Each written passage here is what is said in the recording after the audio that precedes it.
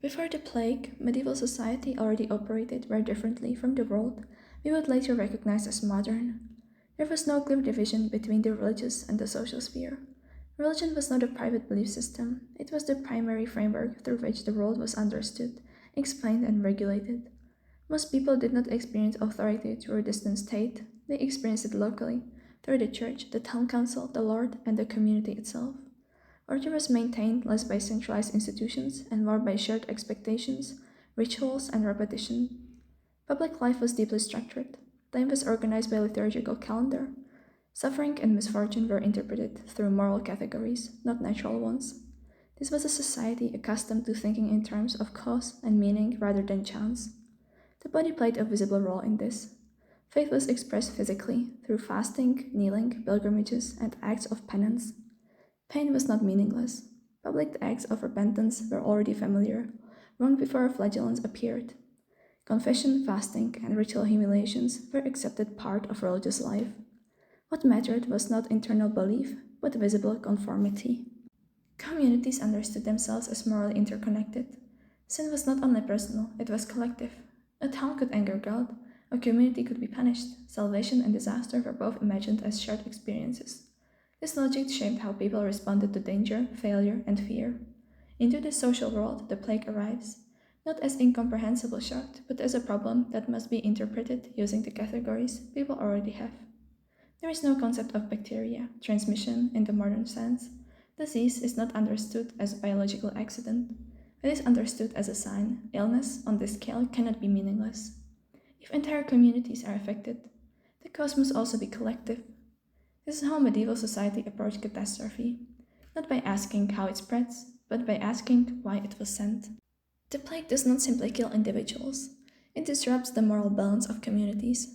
People die regardless of age, status, or visible piety. Priests, monks, children, and the poor fall, alongside those who are openly sinful. This creates a problem. If punishment is meant to be just, why does it appear indiscriminate? Rather than weakening religious explanations, this deepens them. The conclusion is not that God is absent, the conclusion is that repentance has been insufficient. Traditional responses intensify, prayers become more frequent, fasting becomes stricter, processions multiply. Public religion expands to meet public fear. But for many communities, these familiar practices no longer feel adequate. The scale of death demands a response that is equally visible, equally extreme. Something more is required.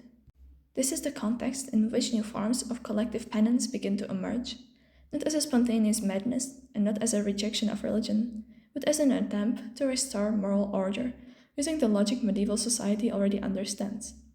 If sin is collective, repentance must be collective. If punishment is public, penance must be public. If the body has become the site of suffering, then the body must also become the site of atonement. It is at this point that a group of lay penitents began to organize, move, and perform acts of public repentance on a scale that has not existed before. What follows is not chaos, it is structure. And it is precisely that structure that will make the flagellant movements both powerful and deeply unsettling to established authorities. The flagellant movement did not originate during the Black Death. Practices of self-punishment and public penance existed in Western Christianity long before the 14th century. Flagellation as a devotional act appears repeatedly in monastic context. Manuals and lay religious movements from at least the 11th century onward. What changes in the 13th and 14th centuries is who performs it, where, and at what scale. The first large, well-documented wave of mass flagellation emerges in central and northern Italy in 1259. This movement does not arise from theological innovation.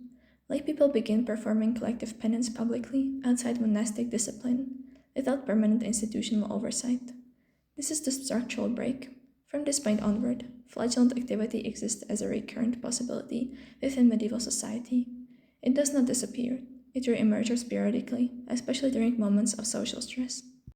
By the time the Black Death arrives in the late 1340s, the idea of organized mobile groups of penitents is already available within the religious imaginations of Europe.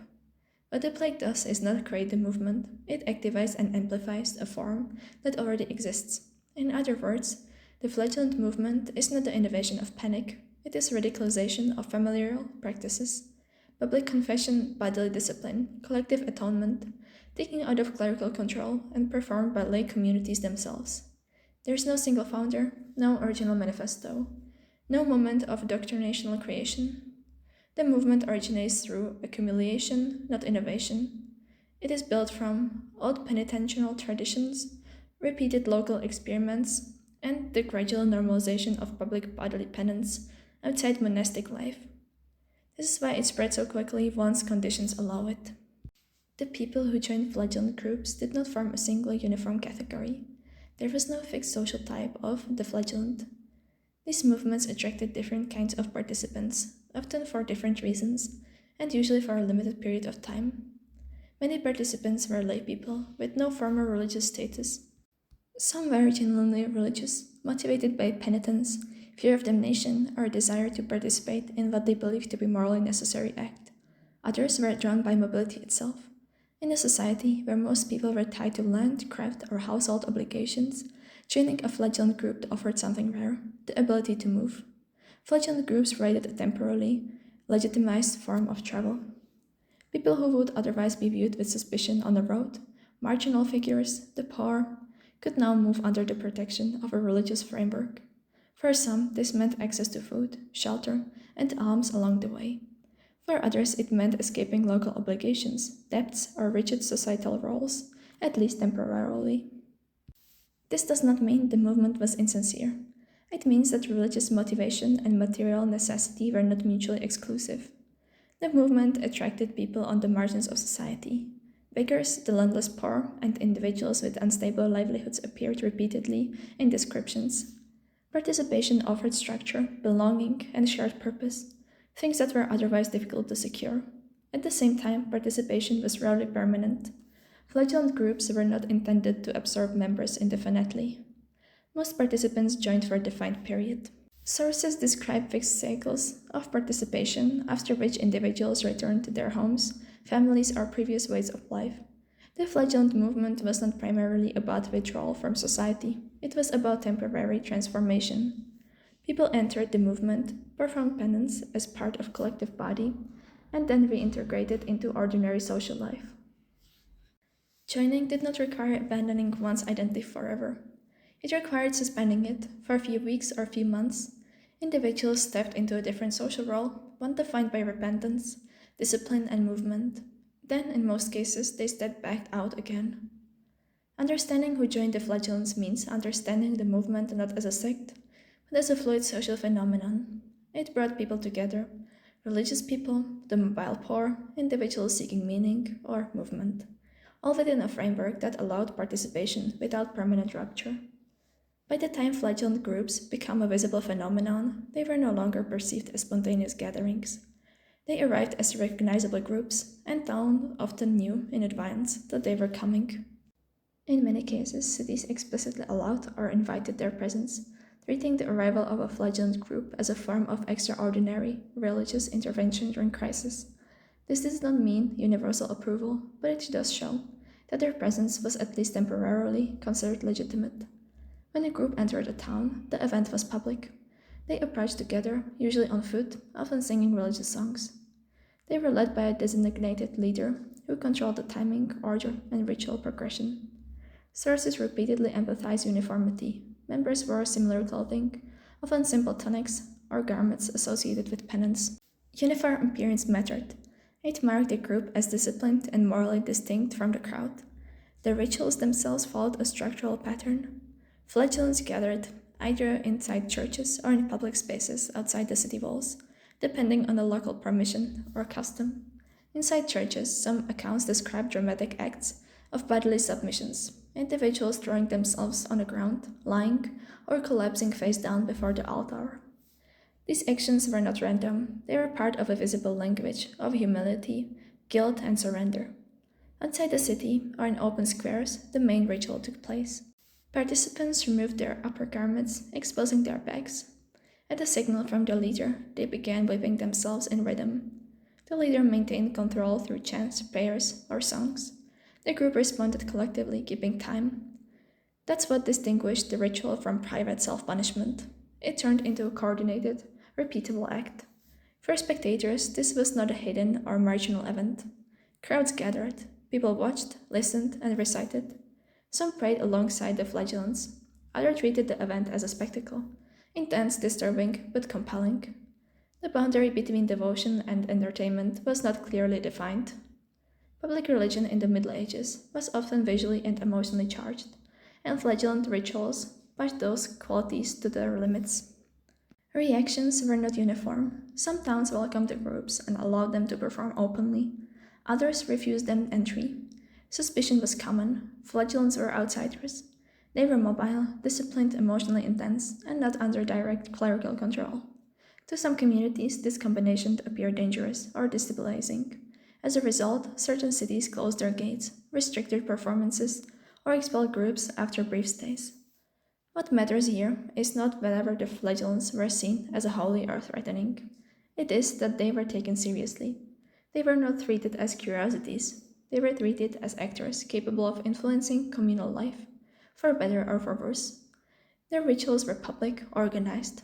This is what allowed them to function simultaneously as penitents, performers, and sources of collective tension. As flagellant groups spread, the authorities were not passive. The church did attempt to intervene. Bishops issued warnings, clergy questioned the legitimacy of rituals. Some church leaders explicitly argued that public self punishment performed without priestly oversight undermined sacramental authority. But these interventions were uneven and often ineffective. The church did not possess a centralized enforcement mechanism capable of responding quickly across regions. Authority was fragmented. Local clergy often lacked either the power or the willingness to confront movements that were popular among the population. In some cases, priests themselves were unsure how to respond. Flagellants did not openly reject Christian doctrine. They prayed, sang hymns, and framed their actions as obedience rather than rebellion. This made outright suppression difficult. Another problem was timing. The movement flourished during moments of extreme fear and uncertainty. Under such conditions, institutional authorities weaken. People were less interested in theological correctness and more interested in visible actions.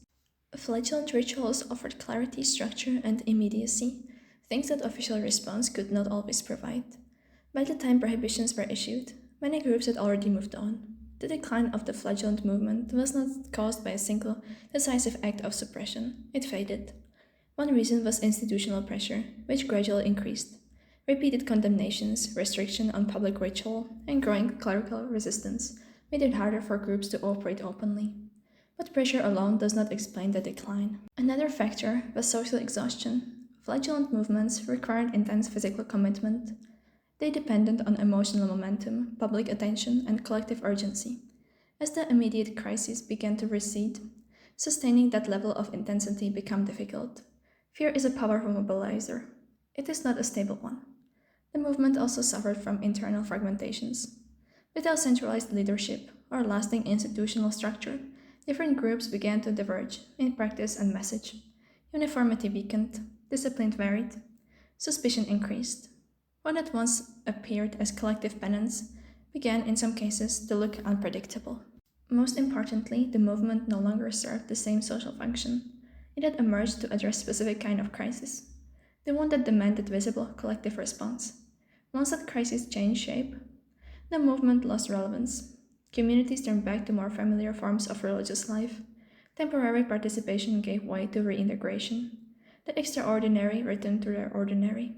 The flagellant movement did not end because it was defeated. It ended because it was no longer needed. Its power lay in its immediacy, its visibility, and its intensity. Those same qualities made it unsustainable over time. This is why flagellants occupy such an ambiguous place in medieval history. They were not a failed revolution, they were not a lasting reform. They were a moment, one in which fear, belief, body, and public space briefly aligned, and when that alignment dissolved, the movement dissolved with it. When flagellants appear in modern media, they are usually framed in very specific ways. They are shown as fanatics, as hysterical crowds, as symbols of medieval irrationality, cruelty, or religious extremism. Blood, chanting, and self-punishment are empathized, often without context. In popular culture, flagellants tend to function as visual shorthand. They signal chaos, darkness, or the supposed backwardness of the Middle Ages. What is usually missing from these portrayals is why they made sense. Flagellants are rarely shown as organized temporary movements, rarely as actors responding to crises using familiar religious tools, rarely as something communities could recognize, tolerate, or even support. Instead, they are isolated from the society that produced them. They become monsters in a vacuum. This kind of depiction flattens the historical reality. It turns a complex social phenomenon into a moral caricature. It reads the past through modern categories: mental health, extremism, irrational belief. Those categories feel intuitive, they are also anachronistic. Seen in context, the flagellant movement was not an eruption of madness into otherwise rational world. It was a rational response within a different system of meaning.